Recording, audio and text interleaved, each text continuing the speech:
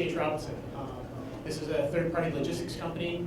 We help make sure that people who have freight that needs to be moved can get it where they need to, and that those who are able to move freight can connect with larger customers to get those bigger contracts they might not have been able to do on their own.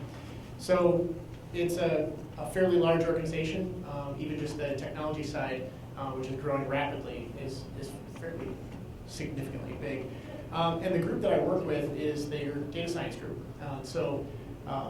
This is something that I have experience with, and we'll talk about that in a bit, but some of the things that we are trying to do there deal with fleet optimization. If you're a trucker, you want to make sure that you're spending all of your time getting paid for your driving. You don't want to do any of that at your own cost. We also look at pricing. In this industry, you want to make sure that the market is efficient, that everybody's getting a good deal out of it. We help with that. But this story isn't about my time at C.H. Robinson. This is actually about my time at a company up in Blaine called Infinite Campus. I spent a lot of good years there. Somewhat recently made the change. This is a story about my time in particular with the data science team there, and some challenges we were having with some of the operations around some of our newer services, and also what we as a company were looking at for container orchestration going forward. So getting started, just kind of quick show of hands in terms of, yeah, there we go. Show of hands for those who have worked with Kubernetes before. I know at least some in the room. Okay, maybe half, and some maybe I've played with it on the weekends and it seemed super interesting. Fair enough. I did that too before we got started. How about containers? Maybe almost the same folks, maybe a little bit more. So hopefully there's something useful if you're just getting into containers, kind of wanting to know what's next and whether or not you need to think about Kubernetes. And if you've explored Kubernetes and you're looking for how did it go for someone other than you and compare notes, maybe this will be helpful. So often we start with Minikube, and it's a great place to start, and everything's going great, and you're really happy, and then you see Kubernetes in production over here, and you say, hey, I want to go there, and then pain.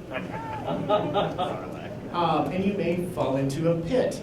And this is something you're going to want to consider. If you're going to go down this road, you want to know that you're going to get something for it. It will not be for free. You will have to learn a lot, and you probably will not want to do that learning by yourself. We'll talk through that. So what do? You have a lot of choices to make.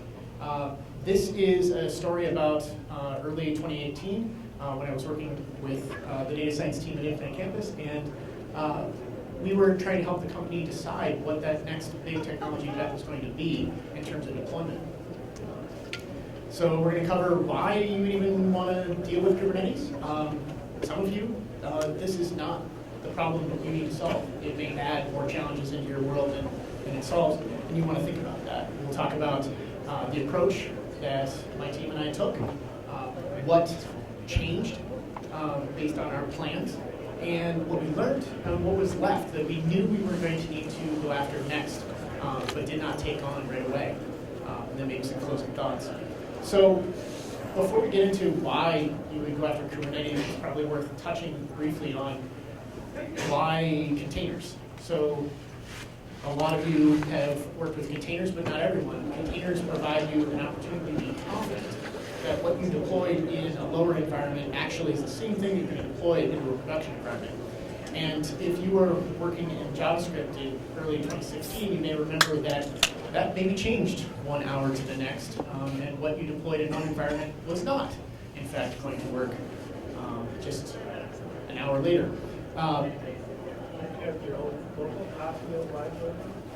You should, and JavaScript and many other tool chains now have better coping mechanisms. This kind of forced that.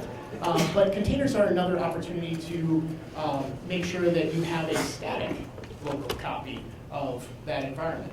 So all the libraries, all the dependencies are packaged up and can be held constant from one deployment to the next. So if you have gone down the road of containers and that's helping you out, when is Kubernetes the right next step? There are lots of opinions on this. This is opinions from a company called Cloud Solutions, which is an interesting name. But interestingly, their point is orchestration is necessarily sixth on this list. If you have not sorted out some other things, you may not benefit from an orchestration framework. That's maybe complexity that you're not ready for. Most notably, if you don't have some experience with containers, there's a big reach here to go straight to Kubernetes. My own heuristic, if you don't have at least 10 machines you're dealing with, at least 5 different apps, and most importantly, those apps are orchestrated across multiple nodes, you probably can get away with something much more straightforward, like Docker Compose and just configuration orchestration like Chef. If you do have more, you may see some benefit in bringing in a container orchestrator like Kubernetes. So which one? Again, this story is set in early 2018, and before that, there seemed to be a lot more debate about what platforms make sense. Docker Swarm in particular was still feeling pretty relevant at that point. After early 2018, it seemed like everything was moving towards Kubernetes, and our group was looking to make a big investment. And so why didn't we go with Docker Swarm? Well, even in late 2017, it was looking like Docker was starting to move the direction of Kubernetes. And so rather than invest deeply in a platform that seemed to be on its way out, we wanted to invest in where things seem to be headed. So I mentioned learning. I will mention that a lot. There's a lot to learn, and how do you even go about doing that? We've got one set of mics for our recording in the back. Depends. You probably can start with Minikube. That's a good place to get started. A lot of things seem to work there. You get the basics down. But as I joked about earlier, Minikube is not Kubernetes in production. There are things that you will not learn in that context. You can refer to great walkthroughs like Kubernetes the Hard Way at Kelsey Hightower. I highly recommend taking a look at that. But that's not going to tell you how to operate in Kubernetes. That's how to set up a cluster from the basics. There are really good visual overviews. This one's been around for a little while. And despite the tongue-in-cheek title, it is actually excellent. I highly recommend it if you are not already familiar with some of the nomenclature in Kubernetes and the constructs. This is a fantastic step-by-step reference that starts from why Fippy, the PHP app, would go into a container in the first place, how that gets wrapped into a pod, deployed as a service, and a number of the other terminology that, as a developer, you need to be thinking about and getting familiar with in Kubernetes. Conversely, if you're coming at this from an ops point of view, the Google comic is an excellent choice. This one, again, also tongue-in-cheek, is very helpful in explaining what are the benefits that you are aspiring to have from your orchestration framework, and some of the operational concepts that you're going to need to get familiar with. Both of these were really helpful, but me personally, I like to learn hands-on, and so I found some articles from a person named Kamal Marhoubi, who wrote how to build a Kubernetes cluster one component at a time in order to dissect what that looks like. I replicated those in late 2017 and over the holiday break into 2018, and wrote that up as a way of learning in public. But I also knew that not only did I need to learn, but I was going to have to teach others at my company if we were going to invest in it. So this was a way of sort of documenting my learning process to help me remember what it was like. That, scarily enough, turned into getting talked into speaking at conferences, and one of those got recorded.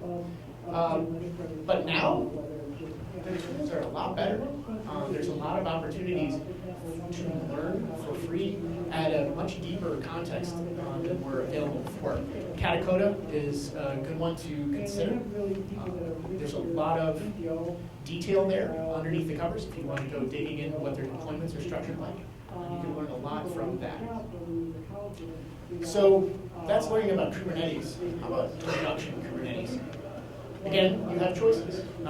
One of those, if if you're a company trying to get involved in this is you can try to find and hire a bunch of humans who've done that before. In early 2018, that was a lot harder to do. So learning by doing was the approach that we took. We built production proof of concept, making sure that we were learning something about how to do this for real.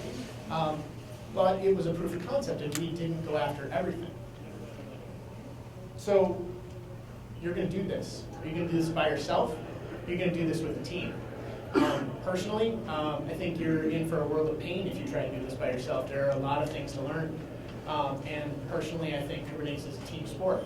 So we put together a group of folks with different skill sets that complemented each other as we went down this road. Now, these drawings are imperfect, and humans are also imperfect, but these were very good people. I was lucky enough to be one of them.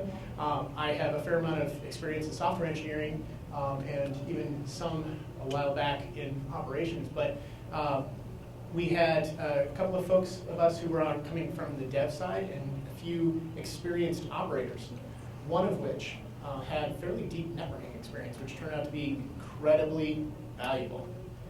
If you have the opportunity to have somebody with a really, really good foundation in networking as part of your group, you will have a much, much better time. If not, be prepared for a lot of learning and pain. And we'll get back to that later. But we didn't do that by ourselves either.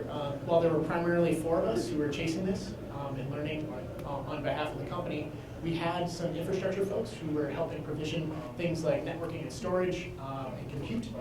We had other senior development folks, one of which had a strong security mindset. And if you've seen articles around Kubernetes clusters turning into Bitcoin mines, you can understand maybe the paranoia that we were thinking about. And a project manager who was helping us keep track of like how much scope, what are the promises we made to ourselves, when should we take on additional risk, and if we were getting a little bit excited and ahead of ourselves as to what we thought we could take on, they would hold up the mirror, and that was very helpful. Again, I'm going to highlight the networking experience. I do this because the individual who had this expertise within our group was incredibly helpful at teaching myself and the other developer about networking principles. But when their time got taken away from this project, we noticed just how helpful they were and the lack of their expertise in trying to debug the layers and layers and layers of networking issues that you will run into in Kubernetes.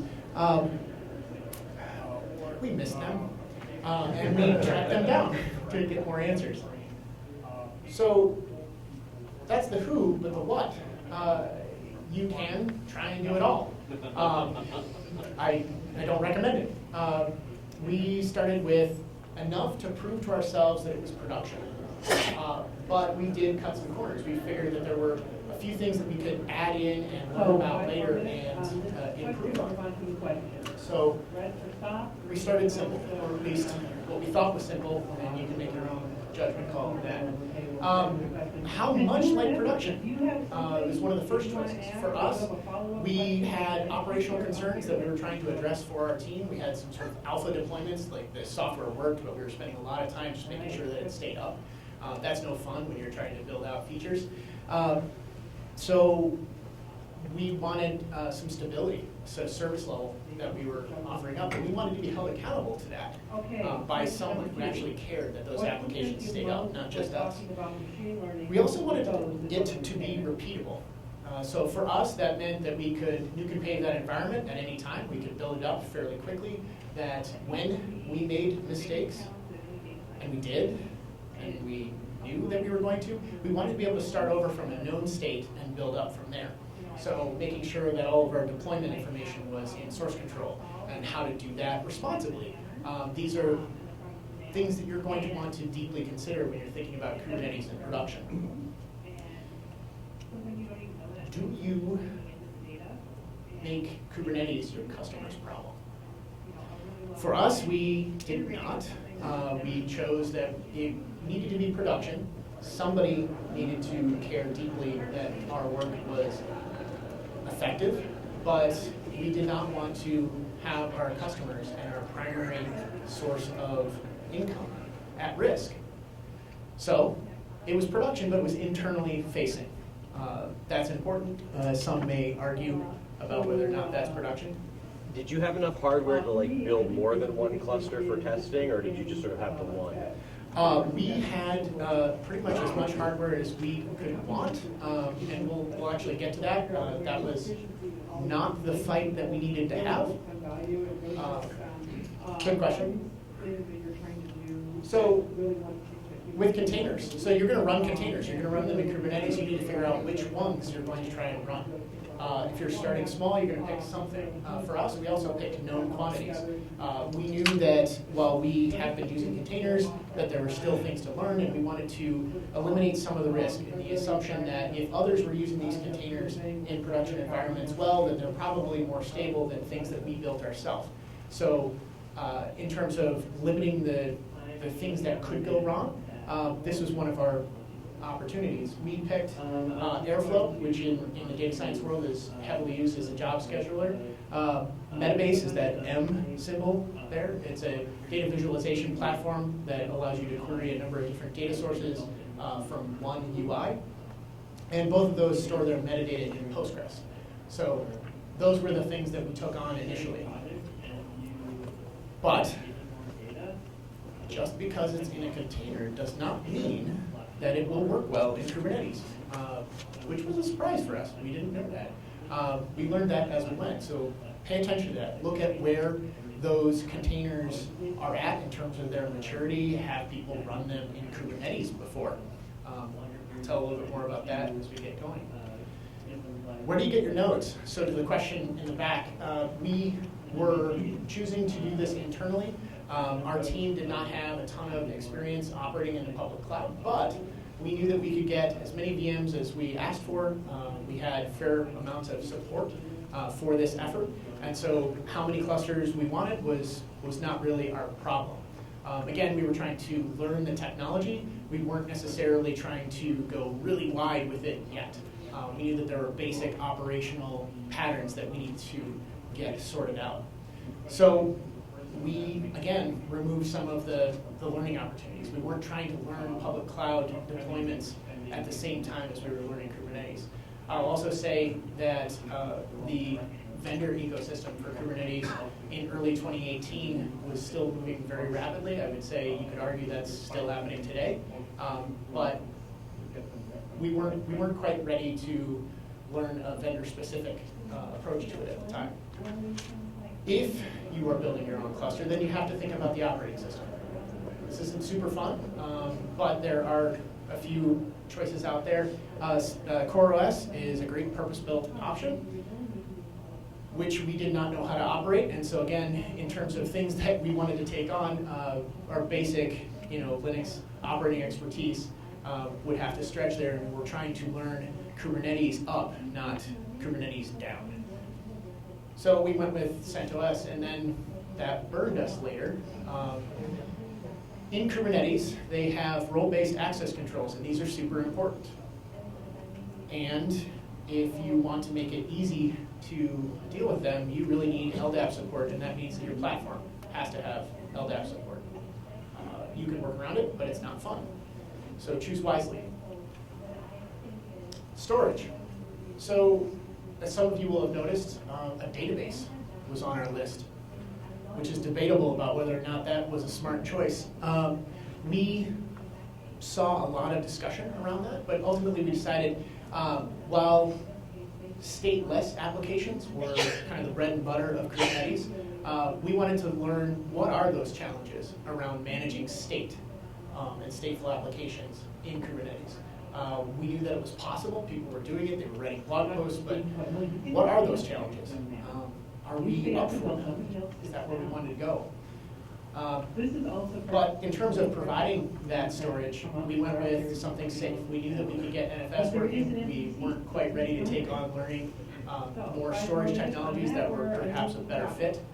So again, we were learning Kubernetes up, not Kubernetes down. All right, let's feed in a related question. Was it a good choice For my team, it was fun. It was painful. We learned a lot. Our apps stayed up. That was an improvement over the previous situation. But it was a really expensive use of our time. We absolutely could have solved those hosting issues much faster and moved on if we had avoided and not taken the leap to Kubernetes. But we weren't doing this just for us. We were doing this for our company. Yeah. How much time did it take to implement that? Months. Number? Depending on how you want to count, I would say 4, plus or minus 2, depending on availability that waned over time. Primarily 4, which became 3, which became maybe 2. Yeah. So as a company, we were trying to help make a technology decision. Where are we headed next? We were helping the company learn and build up some expertise inside of our walls as far as where we needed to go. So yeah, for the company it was really valuable. And the company did make a big decision based on our learnings that we shared back. So, as you're on this adventure, you're learning a lot, but you're not just learning, things are changing out from under you. Kubernetes has significant, they call them minor, I don't, releases every 3 months. I say that partly because when I was speaking last year, my demos broke every time. But not just Kubernetes is changing, but the open source ecosystem that is learning to adapt to Kubernetes is changing as well. And we'll talk about that too. So how did things change? I mentioned state earlier. We had chosen to take on the dragons that are stateful applications in Kubernetes. We knew that that was going to be a challenge, but we thought we would take a run at it. You're going to want to think real hard. It is a lot easier to run stateless applications in Kubernetes. And this tweet in particular is a really good example. It's possible. You can do it. But there are some folks who know quite a bit who publicly say that that's maybe not how they want to spend their time. So we were working with Postgres. We were going to run a database in our Kubernetes cluster. As we were doing this, we started with a fairly well understood container that was available to the community, but we stumbled on this project. This project that said it was cloud native. At the time, I think it said Kubernetes ready. But it had a pattern that it was recommending. It looked like it was going to be fairly straightforward for us to deploy. And most interestingly, it offered high availability, which we were not yet familiar with in Postgres at our company. So this was an opportunity for us to learn also about that. We learned a lot, and that was interesting, but there was something we never could agree on. And frankly, it was, how are you going to pronounce that word? Is it Stallone, like food? Stallone, like the actor? Stolen, like the action? Something else? It was wildly unclear. But what it absolutely was scope creep. Maybe we shouldn't have taken that leap. It worked out for us. It was okay. I don't know that we were as informed as we could have been when we took on that decision. Storage. So we started out, our NFS was set up like this. We were mounting the storage directly on the host, and the Kubernetes pods would then mount volumes on that. NFS was taking care of synchronizing that state across the nodes. This is a fairly straightforward way to go about it, but it didn't really feel Kubernetes-ish. Then we found out, surprise, surprise, you can mount NFS as a service, which, all right, now you're not having to care about the nodes in particular, but the applications that are running have access to shared state, which then essentially can be synchronized. This matters. For example, before we had HA Postgres, we wanted to know that if our database died on one node, that pod was killed, and it could spin up on another node and pick up right where it left off with just a little bit of downtime. This gave us that. But you will learn new Kubernetes constructs as you go, or in some cases, new Kubernetes constructs will be released and be available to you as you go. So we were managing state out from under Postgres, and then we moved to a version of Postgres that was managing its own state across nodes. Consider revisiting some of your assumptions and the things that you need as you go. When you learn one thing and then learn another, you may not need some of the situations that you had set up before. For us, again, H8 Postgres doesn't need you to do that work for it, and we could have reduced some complexity in hindsight. So, scaling. Airflow is a job orchestrator. It has the ability to scale out worker nodes so that you can take on a lot more jobs. We had some choices in how we set up Airflow. Not going into the details here for this session, but we found out that there were features we wanted in the version that allowed scaling, and so we made a choice to change what that was set up like. So before, there were 3 pods, they had to share the same code and the same backend. We switched over to a slightly more complicated setup that involved Redis and Celery. Again, a fairly straightforward pattern, and it worked out for us, but that was a change. The other thing of note is that this is a story from early 2018. Airflow and the community that was evolving around it had not figured out Kubernetes. They did not have Helm charts. They did not have Kubernetes-specific operators or executors. These are fundamental concepts within Airflow. But all of them were available by the latter half of the year.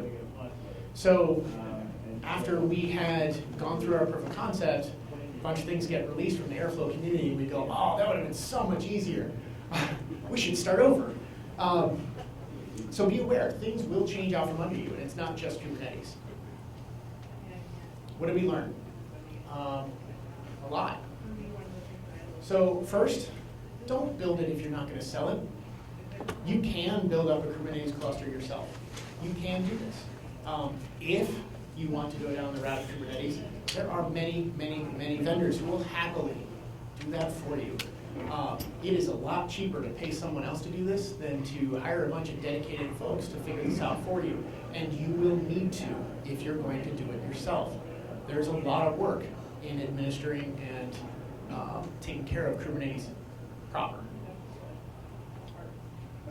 Another, certificates. If you do not have a really good setup for managing, creating certificates, rotating certificates, you're going to want to figure that out. Not just your applications, but a lot of the Kubernetes components need their own certificates that have to be taken care of. Networking, I mentioned it before. This is a lot of text for a slide, but what I'll call out is they just reference here container networking, pod networking. If you haven't learned that containers and pods are not the same thing, that's something you're going to want to learn in Kubernetes. Services, ingress, load balancers. These are just some of the places where personally I've run into problems. And each of these have their own networking, and at what point is your application suddenly not able to talk to something else?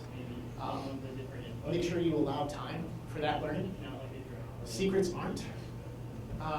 In Kubernetes, actually in containers, you can debate how do you get your secrets in your containers. Do you load them in the environment? There's challenges there. Do you load an encrypted volume into your container? Some challenges, but if you're letting Kubernetes manage your secrets, they start out encrypted, but then they end up encoded in base 64. And so anyone who has access, administrative access in your cluster has a lot of information. Again, role-based access controls that I was referencing earlier can help you limit that. I also mentioned that we wanted to make sure that our deployments were kept in source control. KubeSeal was an excellent opportunity for us to deal with that. Our secrets could be encrypted so that when we deployed, we were using the same secret, but we weren't committing the credentials in the plane into our source control, which you should never, ever do. But I would also recommend looking at things like HashiCorp Vault. Maybe don't let Kubernetes manage your secrets. And you sidestep this problem. Can I tell you how to do that? No. And there's a number of blog posts on ways that people are exploring that process. Maybe some experts in the room can help you out. Another piece is, like I said earlier, Kubernetes isn't for everyone, and it's also not for every application. Some applications really aren't going to benefit a whole lot. I'll pick on Metabase. In that instance, their scaling is not in the application itself. They put a lot of load on various data stores, but that's the part you need to worry about scaling. The application itself is not going to benefit. It'll stay up. Kubernetes will make sure that an instance is running. Fine. What happens if you run multiple instances of Metabase? The answer is you get duplicates of all your alerts and a whole bunch of other things because Metabase does not play with itself. It does not know that copies of it itself might exist. Consider that when you're thinking about your applications. Also, think about failed deployments. Again, stateless applications, that's fine. Roll back to an old version, redeploy, it's great, Kubernetes will help you out. Stateful applications, you need to think about schema rollbacks. Reversing data migrations. What is your plan? How are you going to handle that? In a production sense, that is critical. Some things we didn't tackle, but we knew that we wanted to go after next. CI/CD. So we wanted to be able to maybe do builds in Kubernetes, maybe have our pipelines deploy directly into Kubernetes rather than have that be more manual like it was in our proof of concept. We wanted to think about a better way to get our nodes. Again, my personal bias is you probably don't want to build them yourself, and there's a lot of good vendor opportunities, but how do you pick which vendor? Through this learning exercise, we learned a lot about what we were looking for in a vendor. That's very helpful, but we also wanted to consider leveling up on storage.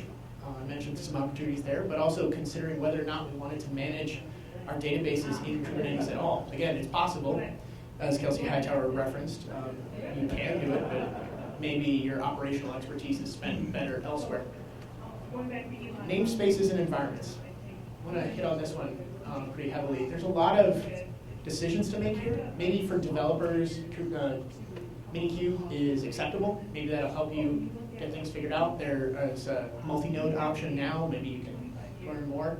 But pre-production, is that a separate namespace in Kubernetes or a separate cluster? You're going to have to think about that.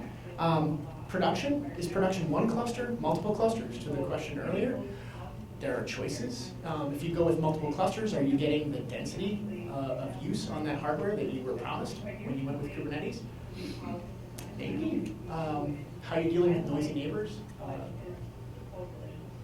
In addition to thinking about how you're going to test your applications, you need to think about how you're going to test Kubernetes. It has significant releases every 3 months, as I said. And some of those will break your ability to do a deployment that worked before. You want to be able to test that.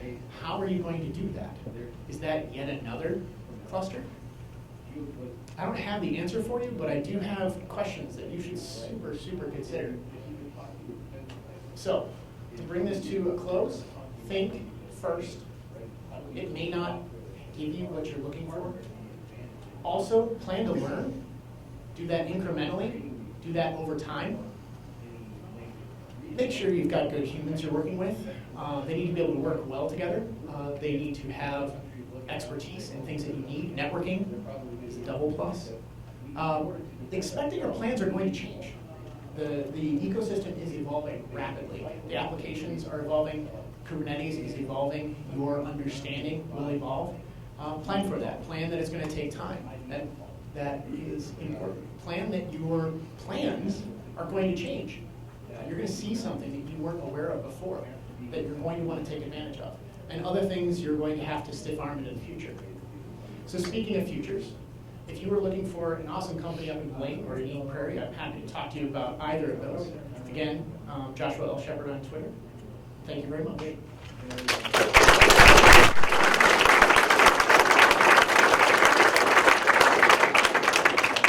So I didn't set a timer, and I don't remember when this session ends, but it's 10 o'clock. I got 10 minutes. All right. If anybody has questions or things they want to talk about, yeah. So when you were starting out, did you kind of manually build your architecture and then try to achieve that with Kubernetes, or did you just start with Kubernetes and just let your architecture follow? So when you say containment architecture, Well, like your whole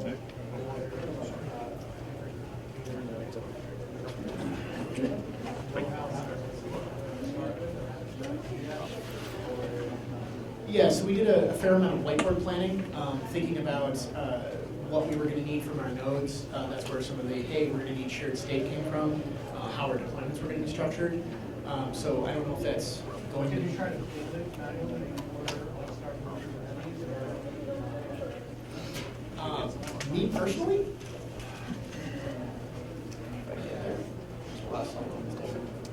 I did. I wanted to know, like, Kubernetes is kind of magical. I wanted to know what was under the covers. Yeah, between that and going through Kelsey Hightower's Kubernetes the hard way. But that wasn't, those weren't production experiments, those were kind of weekend projects. Did your organization sell your software? We have since. And you, okay, so you don't, once that's got deployed with Kubernetes, functional changes that have to do with Kubernetes. Yeah, so the question is, did we build our own software that we were deploying into Kubernetes, and did we have to make any changes? We eventually did deploy some software that we put in containers, and we did find that there were things that we needed to adjust, in particular how they were going to get their secrets, how they were configured from a networking point of view, things like that. Other questions? Any idea about the cost for the infrastructure setup? As like, what amount you have spent for the infrastructure? I don't unfortunately have numbers that I can share there, so I think your mileage may vary. It depends on how that works in your company and maybe which providers you're going with. So as of now, how many clusters do you have? How many nodes? So the thing I will say is that this story is about my time at Infinite Campus, and a little less than 2 months ago, I moved to C.H. Robinson, which also is working on Kubernetes, and so I'm learning what their setup is. I can't necessarily speak to what the current situation is at Infinite Campus. So the question was, like, how many clusters do we have? We did start out with 2 clusters, one that was dev, one that was prod, so that we could test Kubernetes upgrades. Other questions? Roughly how many nodes? We started very small. We started with 3, just to make sure that we were getting kind of multi-node experience, but we weren't putting a lot of load on our clusters. So the question being, how many nodes do you have? You need enough to be able to get a sense of what happens when a node fails, but you don't necessarily need a ton of nodes to get that learning. Did you guys worry about breaking them up between availability zones or anything like that, or was it? Yeah, so talking about availability zones and how we wanted to break those up, again, we had made the choice to not do this experiment in a public cloud, and so for us, we could have conversations about which data center they were in. We kept it to 1. Again, keeping the complexity down. We did talk about how we would fail over our Kubernetes cluster from one to the other. There's debates about whether or not you want your clusters to span regions or data centers due to latency and what that does for the control plane. I am not an expert there. I would say back in early 2018, don't. Maybe you couldn't. Now, there's a lot of announcements, even just this year, where that support is there. I cannot speak to whether Windows is a good fit, which was just, yeah, very recently. So we have a. I can kind of speak to that a little bit. The team I work on, we're using Dr. Slump, which is very good now. But we have issues between Apple and Linux, where some devs use Apple, some use Linux, and there's configuration differences between the two, and that turns into a giant time suck. Because what works for one developer doesn't work for another, because they're on a different slightly different OS. So that's. So use caution. Where is your dev environment is an important question. If you're developing an environment that's not like production and spoiler Minikube is not. Some folks, I know Azure has a pretty good developer story around being able to deploy and test your container, but then when you actually deploy it, you're using a service mesh so that you can test your new container with the existing containers in that prod environment. So that's just an example. Okay, one more question. Did you run any stateful applications besides database applications? Yes, so the database Postgres was there. Honestly, both Metabase has state about its configuration, what users have been doing that gets stored in Postgres. The Airflow is also very interesting. The code that you're deploying is state that has to be managed. The way that it handles logs between nodes is kind of interesting, and you have to manage that as well. So naively, yeah, pretty much everything we were doing. What was your storage story there for Airflow and Metabase? The storage story for Airflow and Metabase was the same. We were storing it on shared NFS between the nodes. And that was what you were using when you left also? They were in the process of transitioning at that point, but a lot of it, the proof of concept was kind of put on hold, and we were looking at what the big bet was. We were going to completely throw away our environments and build something new, and then eventually transition out of that proof of concept environment. Thank you for your time.